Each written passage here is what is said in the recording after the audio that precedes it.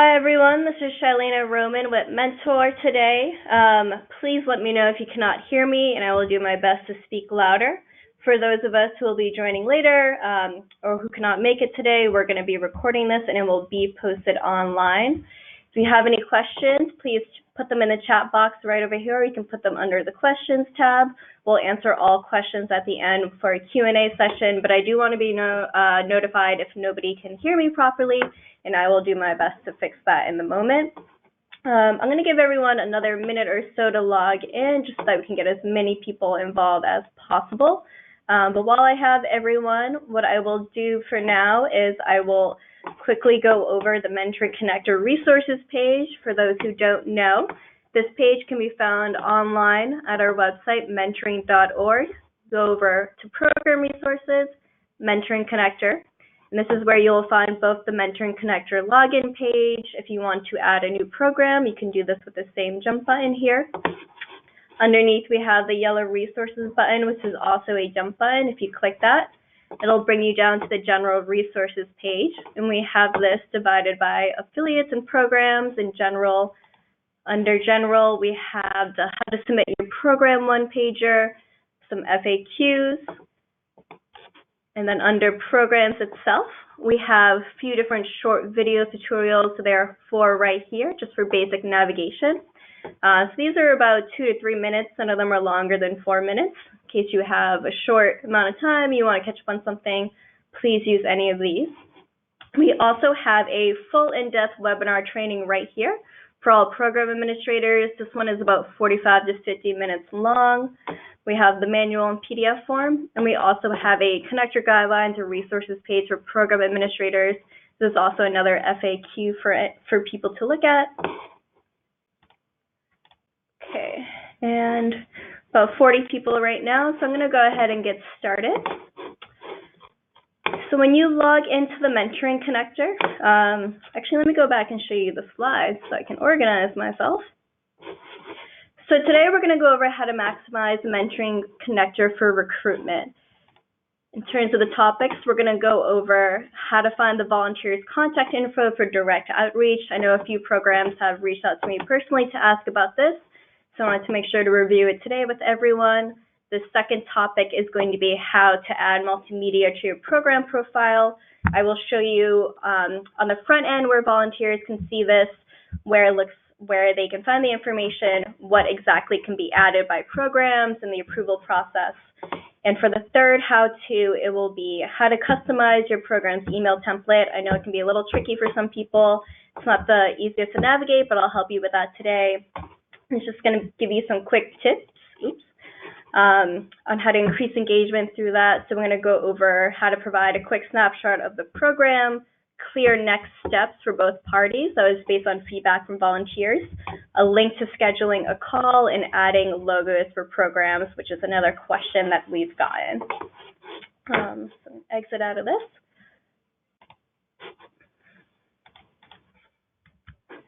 Okay.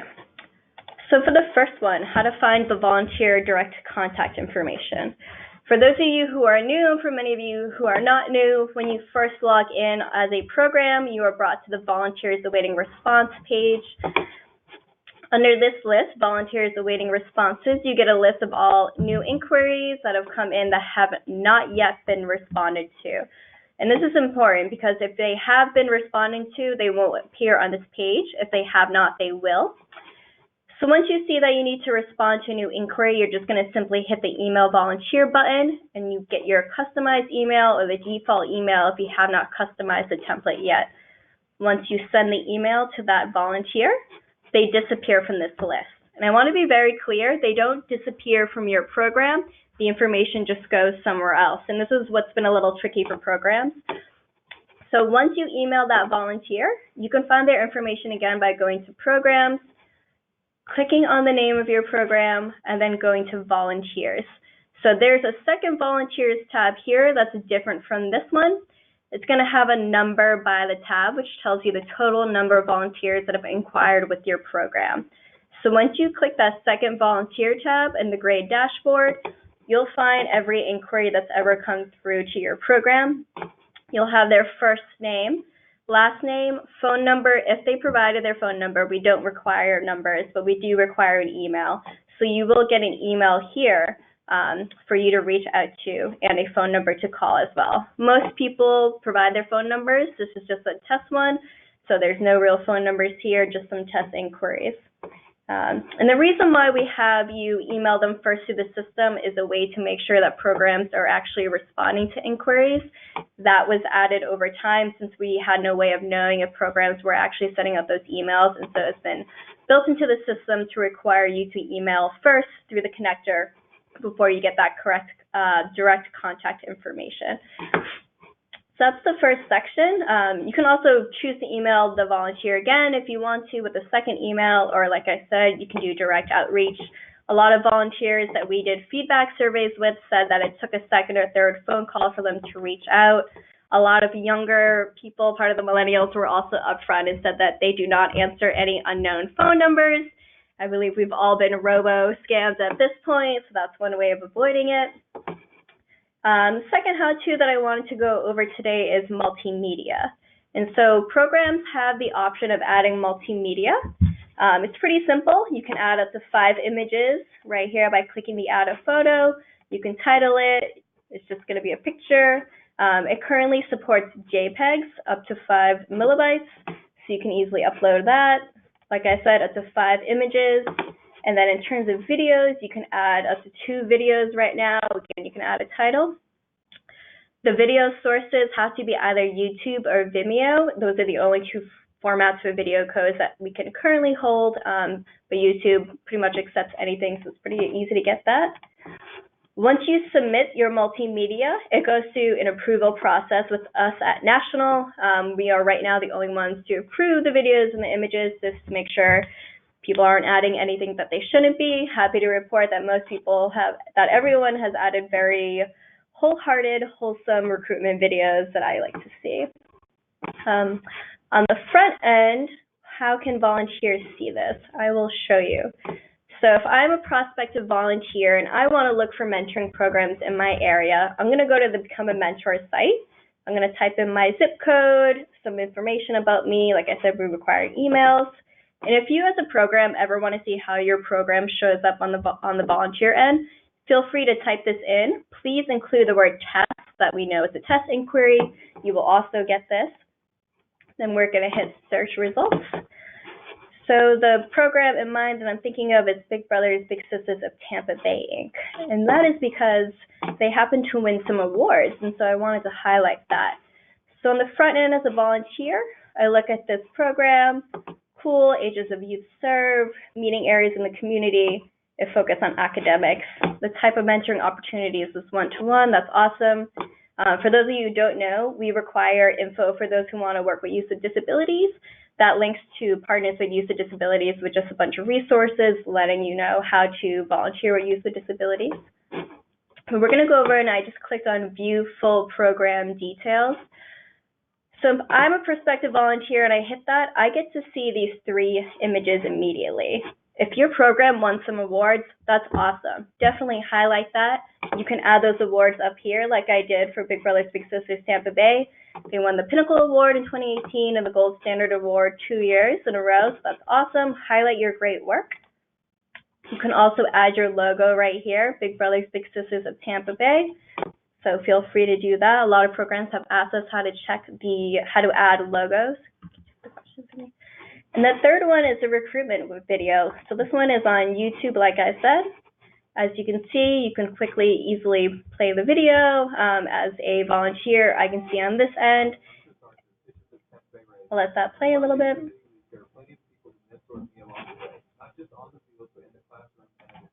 And so as a potential volunteer, this is what's going to catch my eye, right? I'm going to watch this video. I'm going to say, this is clearly a great program. They've won awards recently. This also lets me know all of their service locations. So if I was worried that there wasn't one close to me, now I know that there's a whole list of places that I can volunteer with.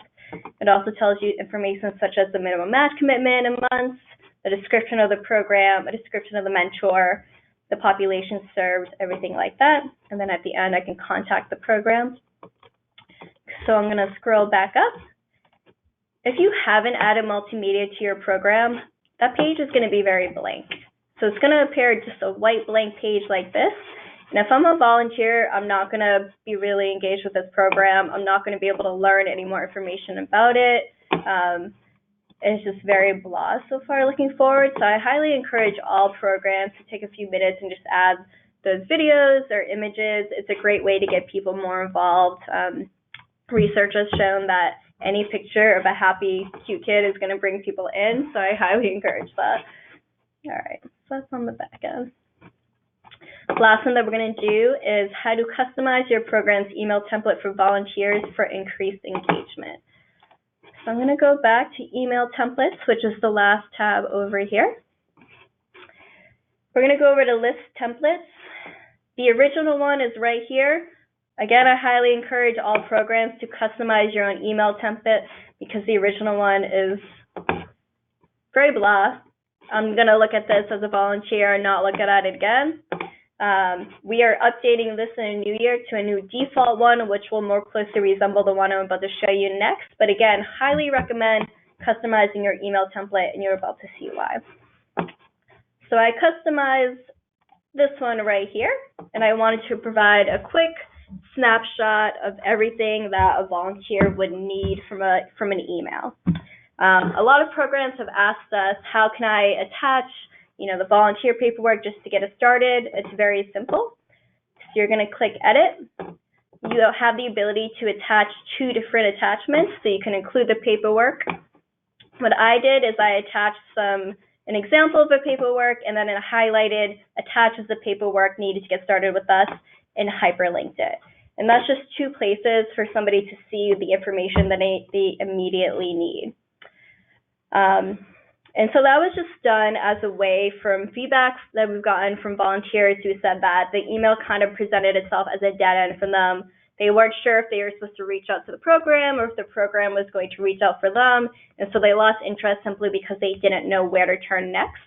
So based on that feedback, we wanted to reach out to programs to just be as clear as possible in those emails that go out. Here's a quick snapshot of the program, just how the onboarding process works. And I included that right here. It takes 4 weeks to complete the training before you're matched with the mentee, how long the training consists of. There'll be a 15-minute interview, for example. Each volunteer is provided with training and any necessary resources. And again, that was just based on feedback that we got from volunteers who were like, I have no real idea what's going on after the program emails me. And something else we found out from our surveys is that it takes about 8 weeks, so that's 2 months for somebody to go through the onboarding process. If I'm a new volunteer new to the concept of mentoring, I have no idea that it's going to take 2 months from the time that I reach out to a program to actually be matched with somebody. So that information, that kind of a timeline is really great to put out there just to keep people aware, keep it in the back of their minds. A lot of volunteers we talked with who did not end up becoming a mentor said it was because of the time commitment. They weren't aware up front how long it was going to take, and so they were kind of discouraged by that process. So I think just some clarity around what the process is like and clear expectations for both parties is going to be really helpful to keep people engaged. One of the most successful strategies that we found from programs who were able to get mentors on the phone and in through the door is to include a scheduler. And so here I highlighted a point. You can click here to fill out a doodle poll for the best time to call you about this opportunity. Again, you can hyperlink this to Doodle or when to call. And if you want to see how to hyperlink something, you just simply highlight it, and you're going to click this little link button, and then you just copy and paste the URL here. As soon as you do that, it will be hyperlinked here in the email body. And that's just one of the best ways we found. Once a volunteer gets that email and they fill out that scheduler, they know that somebody is going to call them and it's at the most convenient time. Again, this is just based on maybe just some of the younger generation don't tend to answer their phones. We associate it with bad things or with scams and stuff like that. So this is just more clarity around that concept. And you immediately get someone in that mind frame of, oh, I'm taking the next clear step here, which is scheduling a call with you and filling out the paperwork automatically. Okay. Another point that I wanted to make is very few programs have taken advantage of this email to include their social media. please include your social media. It's one of the best ways to get volunteers more engaged with your program. We don't have the ability to add like a Facebook little button yet, but what you can do, again, is hyperlink your social media. You can do Facebook, your Instagram, your YouTube page, just a quick line, learn more, watch this video to learn more about a mentoring program and hear what our mentees have to say about mentoring, and then follow us on social media to learn more. Again, same thing if you want to hyperlink it, highlight it, and just hit the link button. This is a very important point I want to make. The do not reply to this email address. I kept it in bold. If you think the best format is to put it at the top or the bottom, we found that the bottom, after people have read it, is one of the best places. At the top, they tend to ignore it, the whole email entirely. But at this point where we have it, it really grabs them to understand that they should not respond to this email address. And that is because this email is sent through the connector database itself. So the return address is connector@mentoring.org. A lot of volunteers will reply immediately to this email thinking they're responding to the program, but in reality, they're emailing me to find out more about their program. And I try as hard as I can to let them all know they need to reach out to the program, but I think at that point, they kind of give up. So again, just make sure that people know that this is how you find out the best contact information right here.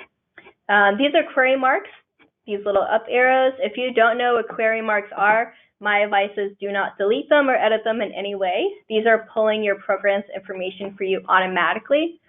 One point that I definitely want to highlight is right here. This is pulled to the volunteer emails and phone numbers for your program's account page. If you're the program administrator and you also handle mentor matching and you're like, why is this information not pulling my contact information? Why is it pulling someone else's? That's because it's pulling the volunteer's contact on your program's account information. And I can go over that at the end if anyone has any questions, if that was confusing. But again, this is where you're putting your direct contact information for the volunteer to find you. The last thing we're going to cover is adding logos. So here I added the mentor logo. A simple way that you can do this is if you have your logo online, you can copy and paste it in the body of the email. If that does not work out for you, the second thing that you can do is click this image icon right here, and you can copy and paste the URL here. And so an example of that would be, let's go to mentor logo. You can search your image online. I'm going to click this, right click, go to open image in new tab. And that's important because we want the actual URL. We're going to copy this and paste it into the URL. All right, it looks funny there, but you can just hit OK and it's going to appear at the bottom of the email. And so that's one of the simplest ways to get your logo into the body of the email. And then you just hit submit, and that saves the email template for you. Another important note is once you create your own custom email template, that's going to become the default template that comes out to volunteers. So you won't have to worry about picking between the two. Again, the custom one is going to be the default email that will now be sent out to all volunteers when you click that button. And then I'll quickly go over the volunteer contact while I have everyone. If you click on your program overview section and you scroll down to volunteer contact within your organization, this is where you have that email template query marks of pulling that information. So if it doesn't match with the program administrator, simply edit it here to have that information match properly in the email for you.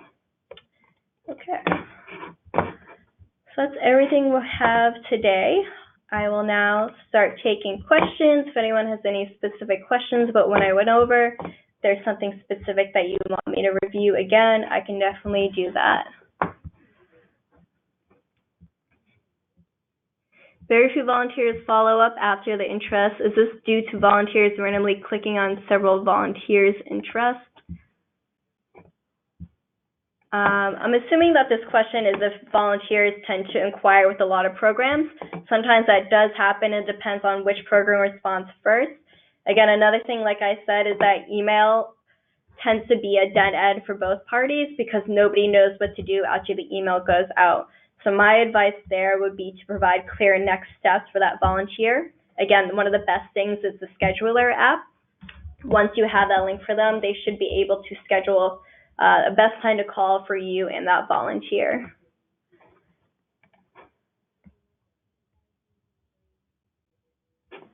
It seems like there are a lot of the same ones, lots of people, inquiring with the program and then not hearing anything back from them. This is something that we're working on our end. We've called a lot of different volunteers who have inquired with programs and asked why they didn't follow up with the program.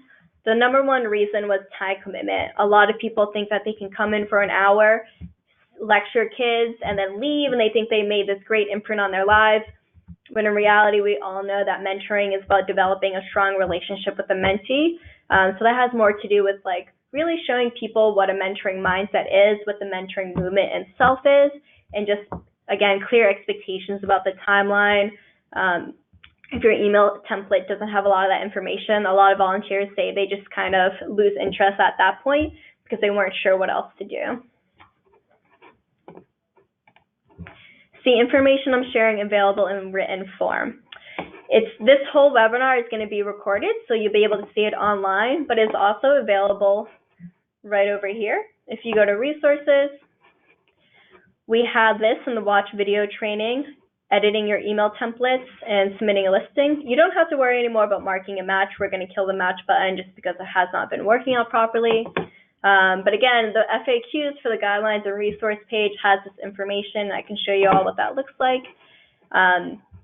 This in-depth video also includes the multimedia and the email templates, and then the manual as a PDF also has the same information in written form. For those who have not seen this yet, the guidelines and resource page is kind of a one-stop shop to just, all these resources are embedded here. Here's the video link for that information on how to do the volunteer track up and how to find that page. So that answers that question in written form. Can you show the test login page? Totally. So if you ever want to see the test login page to see what it looks like, I'm going to go up. You can go to the mentoring site here and click on Become a Mentor. Let's see if I still have it open. No, I do not. Okay, so you're going to click on Become a Mentor. And this is the front end zip search, as we call it. And here you can just put your email. If you want to do a test inquiry, I would advise you to put test, just so you are aware of it for your records, because it's going to show up on your program. And then put the zip code, hit search programs, and it will show up there. What does the email look like that comes to us when a volunteer has contacted us through Mentoring Connector? I don't have that up here, but if you want, I can if you will email me directly, I can walk you through what that looks like after this webinar.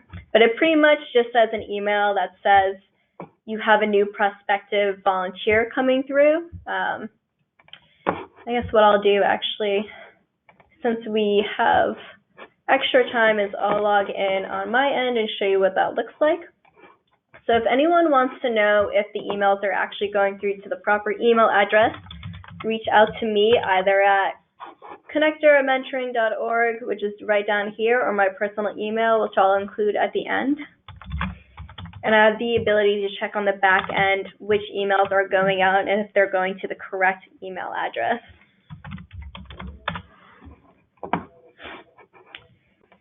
So it'll take some time for this page to load up because there's a lot of emails.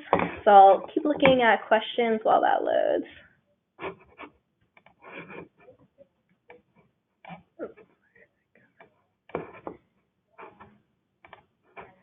Okay.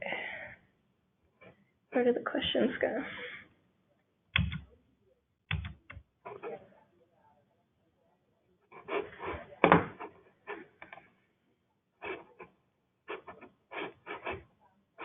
Okay. So here's one, prospective volunteer for impact mentoring. Let me get the questions out. So this is the email that comes out from the connector itself to the program administrator, letting them know that a prospective volunteer has just inquired with the program. It automatically gets set out within a minute or so, letting the program know about the new inquiry. It's very brief, just lets you know that you have a few days to respond. Usually within 2 business days, we advise, because that's when people are expecting an answer. Okay, I believe that is the last question. If anyone else has any questions, please answer them now. If not, I will show you my last slide. Where did it go? Okay.